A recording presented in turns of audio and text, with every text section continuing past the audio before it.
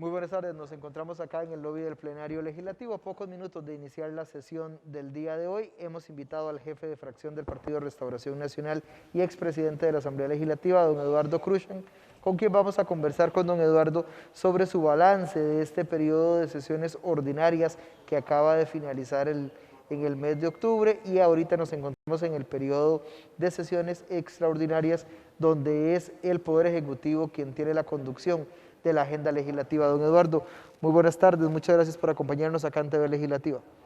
Muy buenas tardes y es un gusto poder participar en Telelegislativo para compartir con ustedes sobre el quehacer legislativo. Ahí estamos a la orden. Gracias, diputado.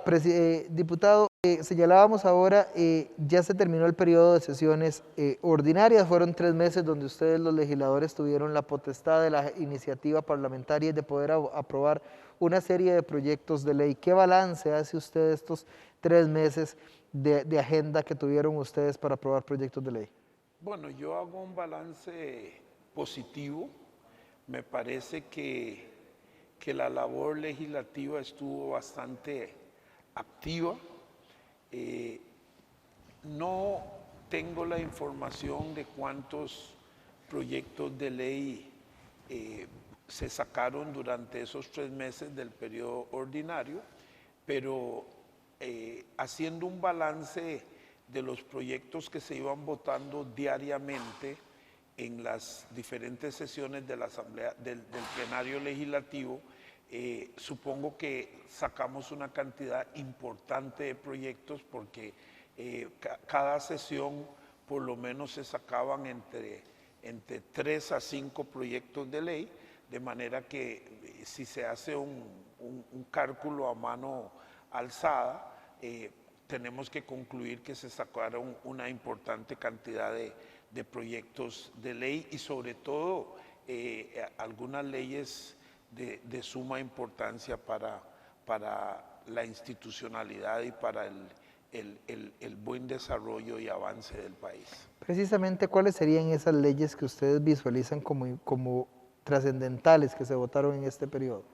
Bueno, a mí me parece como una ley fundamental la ley de contratación administrativa que se sacó durante el periodo de sesiones ordinarias, la nueva ley de sesiones de contratación administrativa.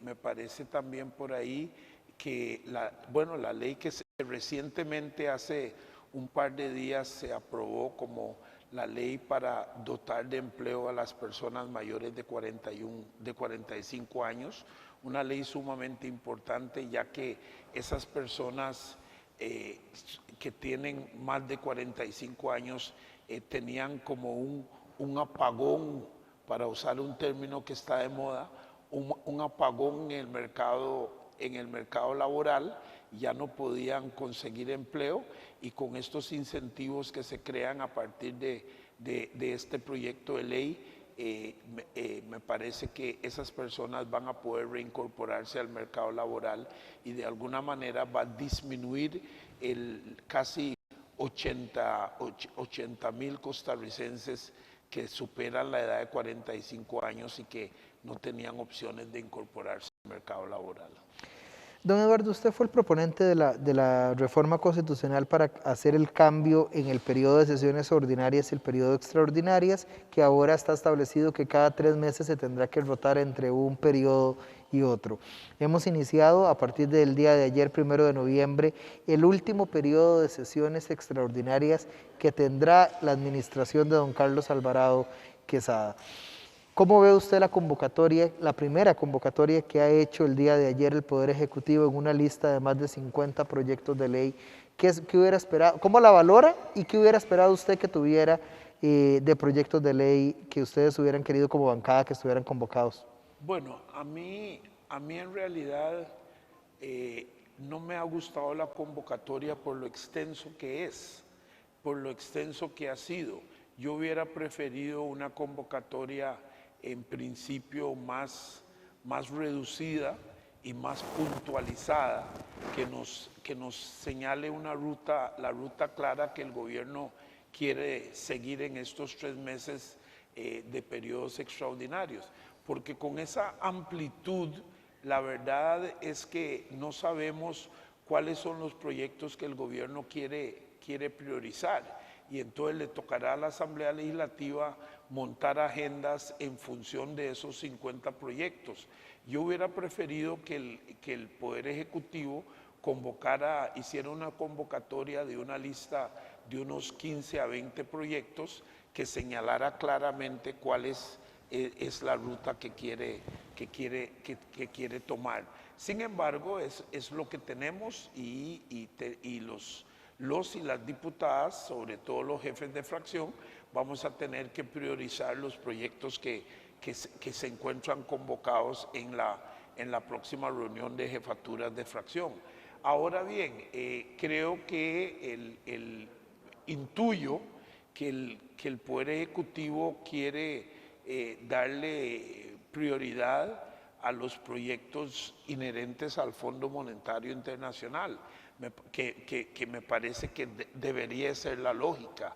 Creo que a partir de la próxima semana, me parece que entre lunes y martes, deberíamos de estar conociendo el proyecto de empleo público que es medular para mantener la negociación con el Fondo Monetario Internacional, de manera que creo que ese es el proyecto estrella, el que se ha puesto como pilar para las negociaciones con el fondo.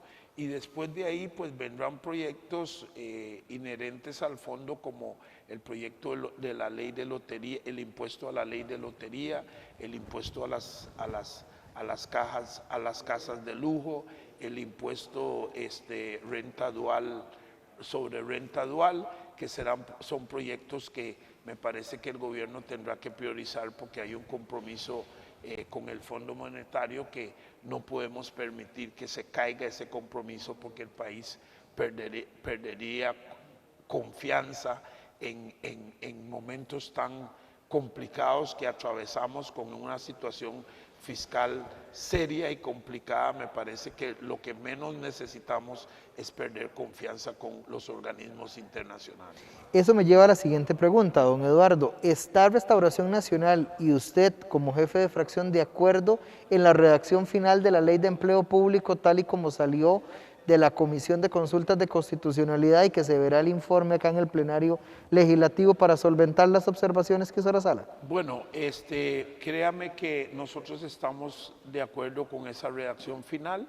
Yo inclusive soy parte de la Comisión de Asuntos Constitucionales y fui uno de los que votó ese informe en la Comisión de Asuntos Constitucionales, de manera, y mi fracción está plenamente informado sobre los cambios, sobre los arreglos que se le hicieran, tomando en cuenta las inconstitucionalidades señaladas por la Sala Constitucional, y nuestra fracción estará votando el proyecto de empleo público. Hay otras fracciones, don Eduardo, que están en contra de la agenda con el Fondo Monetario Internacional y que han dicho no a más impuestos.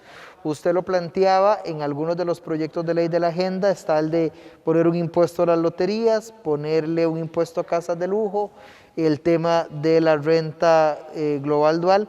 ¿Están ustedes también de acuerdo con estos otros 3 proyectos de ley que conforman esa agenda? Bueno, la fracción no ha tomado una decisión con respecto a esos proyectos que no han alcanzado la madurez, porque todavía están en la fase de comisiones, pero la línea que ha seguido el Partido Restauración Nacional es que no vamos a aprobar más carga impositiva sobre los hombros de las personas que ya tienen de por sí una carga suficiente. Entonces ese va a ser la línea que vamos a seguir. Sin embargo, nosotros creemos que lo mínimo que se debe hacer es conocer los proyectos, independientemente de cuál vaya a ser la posición de Restauración Nacional. Hay que conocerlos, porque hay otras fracciones que los votarán, y hay compromisos que los votarán, y hay compromisos con el Fondo Monetario Internacional, con los organismos internacionales, y el país no puede perder la confianza en momentos tan tan trascendentales para las arcas públicas como los que estamos viviendo. Diputado, usted también ha sido muy vehemente y muy claro en pedirle al Ministerio de Hacienda acciones más fuertes en contra del contrabando y la evasión fiscal. Hay un proyecto para el tema de las mercancías desde primer ingreso para poderle darle un seguimiento y una trazabilidad. No está convocado en el periodo de sesiones extraordinarias hasta este momento. ¿Qué otros proyectos o qué proyectos ve necesarios usted que deberían estar convocados por el Poder Ejecutivo? Bueno, a mí me parece que ese proyecto de nacionalización en puntos de ingreso es de suma importancia para combatir la evasión y el contrabando y la corrupción que existe en el sistema aduanal costarricense. Recientemente pudimos darnos cuenta cómo declararon que 2 furgones venían con envases plásticos por un costo de $15,000 y por una acción de la Policía de Control Fiscal se pudieron incautar 22 millones de cigarrillos que tienen un valor casi que hubieran tenido que declarar un valor de casi 1.000 millones de colones. Eso demuestra el quantum o el volumen de las defraudaciones fiscales, de la evasión fiscal que está pasando por nuestras aduanas como Pedro por su casa. De manera que este proyecto de ley, nacionalización en punto de ingreso, obliga a que las mercancías se declaren en el punto de ingreso. Entonces, eso significa que habrá coincidencia entre lo que se declara y lo que se nacionaliza, y no como sucede actualmente, que en muchos casos se declara bronce y lo que se ha importado es oro, en detrimento del erario público y de la seguridad. Pero por otra parte, diputado, nada más hay una observación que me gustaría que usted nos diera su posición. Las cámaras empresariales se han opuesto precisamente a este proyecto de ley o a esta interpretación, precisamente porque eso les significaría un mayor problema a la hora de poder reactivar la economía y de poder trabajar. Ellos sugieren que debería ser más bien no desde el punto de ingreso en el que se nacionalice la mercancía. ¿Cómo valora usted las observaciones? Bueno, ese es un criterio de algunas de las cámaras, porque no son todas, los que consideran que el proyecto no va a venir a facilitar la agilidad del comercio. Pero yo prefiero, aunque no es cierto, eso no es absolutamente cierto, pero suponiendo que lo fuera, ante la disyuntiva de tener un poquito o un poco menos de celeridad y tener certeza de que lo que se declara equivale a lo que se importa, yo me quedaría con la última posición, lo cual por supuesto va a reducir la evasión, va a reducir el contrabando y hay muchos sectores que no les gusta, esa reducción, porque por lo menos a los contrabandistas nunca van a estar de acuerdo con el proyecto porque les va a apretar los zapatos.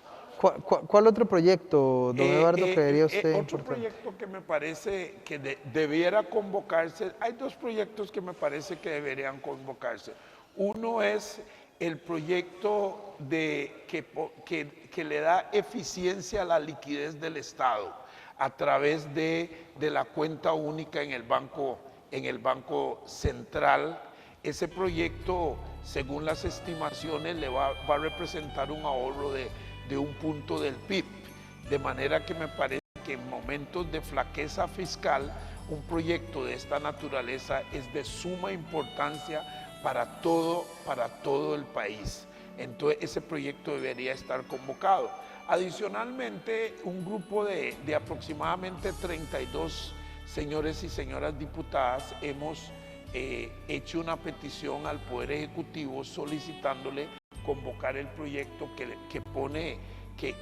elimina la reelección sucesiva indefinida de los señores y señoras alcaldes y alcaldesas, porque nos parece que la alternancia en el poder es un pilar fundamental de cualquier sistema democrático y que no parece razonable que hayan alcaldes y aún alcaldesas que tengan más de 20 años de estar ejerciendo indefinidamente el ejercicio de una alcaldía, de forma tal que ese proyecto nos parece de suma importancia para el fortalecimiento de la institucionalidad y de la democracia costarricense.